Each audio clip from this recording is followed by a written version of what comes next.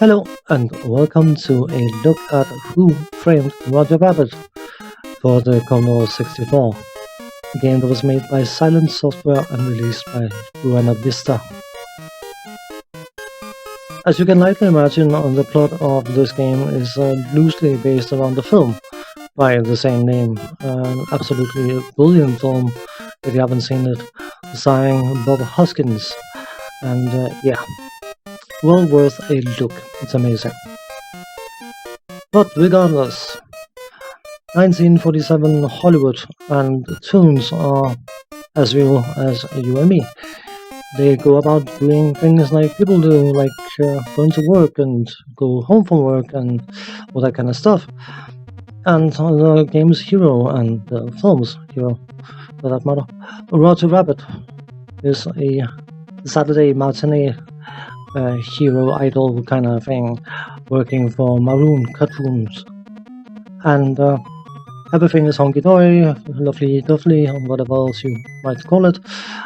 And then suddenly Roger Rabbit finds him being accused of having murdered the Gag King.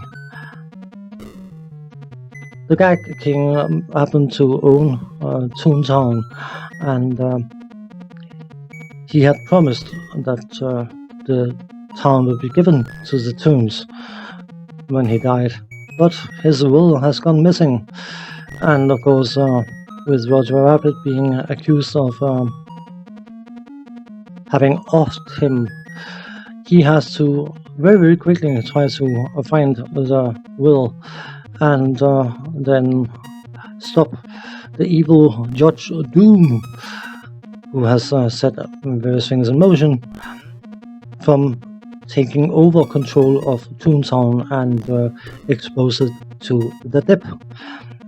A very strong chemical thing that will dissolve toons on contact, and he has this interesting plan of getting rid of Toontown the hard way.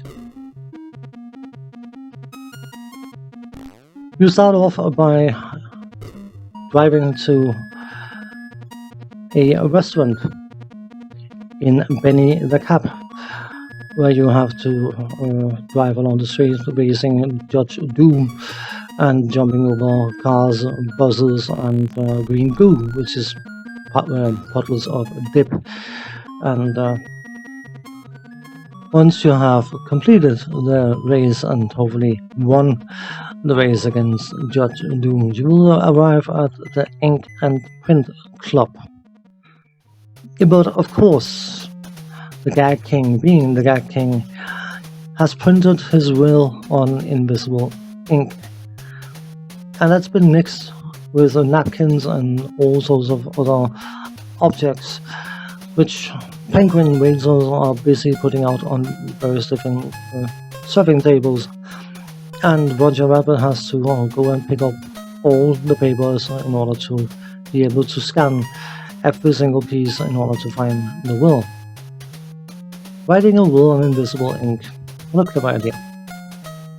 Anyway, you have to navigate Roger Rabbit as he runs around the different tables and pick up the papers and try to avoid the drinks, because Roger Rabbit is quite a lightweight.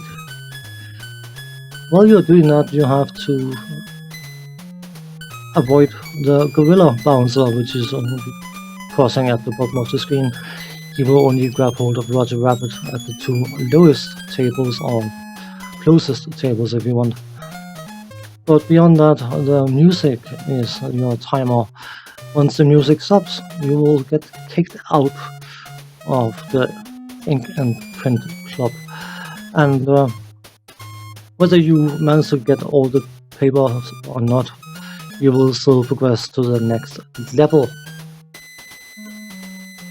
Once you have gathered all the pieces of paper, or much more likely failed at doing so and got yourself kicked out of the club, you will have to face another racing section, driving section, and this time you are heading towards the gag factory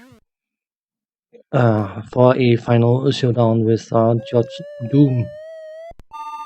And once you reach that level, you will realize that it is a puzzle platformer kind of thing.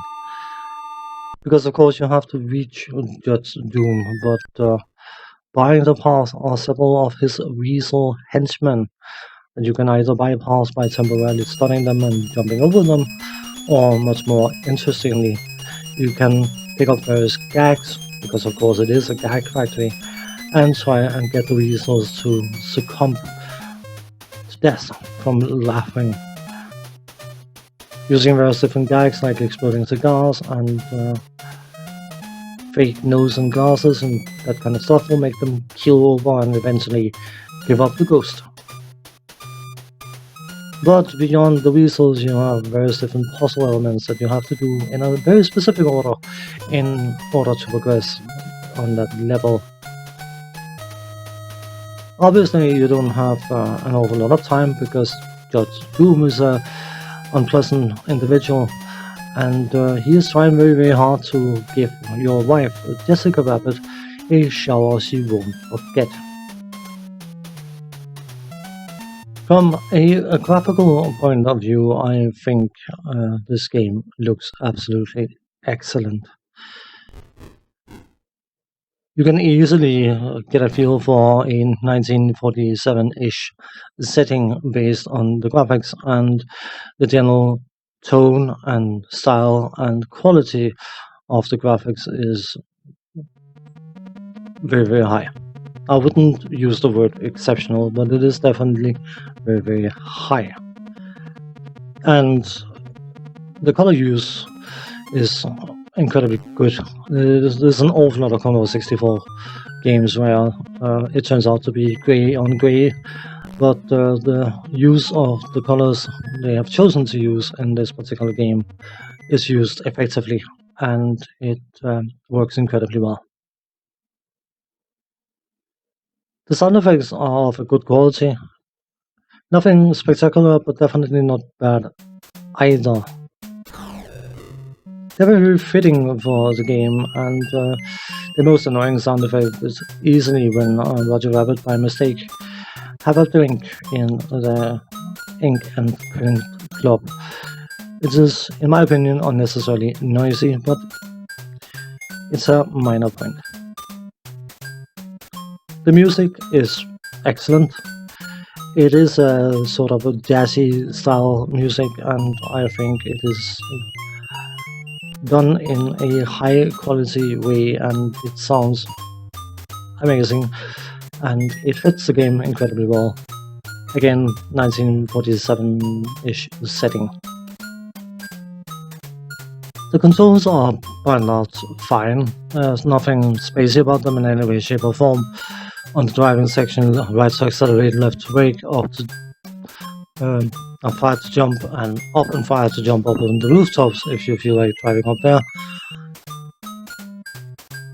In the Ink and Print Club, you have to steer Roger Rabbit left, right, up or down when he's running towards the facing of the table you're trying to move him to, and I have to admit that specific control can feel rather sluggish. While the general gameplay is not exactly the most advanced gameplay out there, it is in its own way entirely enjoyable until you reach the gag factory. It is a trial and error kind of thing, and even though you have lives, you are still tied to the timer, and if you fail at this level, you will be sent back to the start of the game, having to go through everything else in order to reach the level again, hoping to progress a bit further next time. And depending on your patience or lack of aim, it may not be desirable to having to go through the other bits just to try and progress a bit further.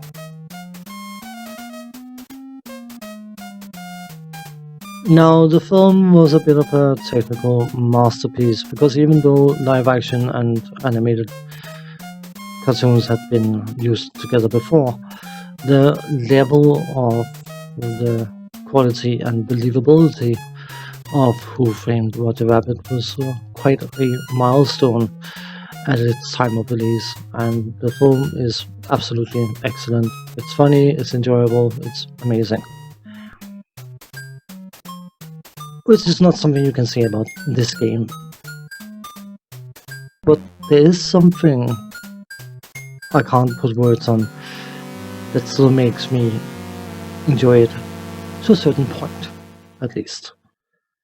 On that note, thanks for watching, take care, and see you next time. Bye bye for now.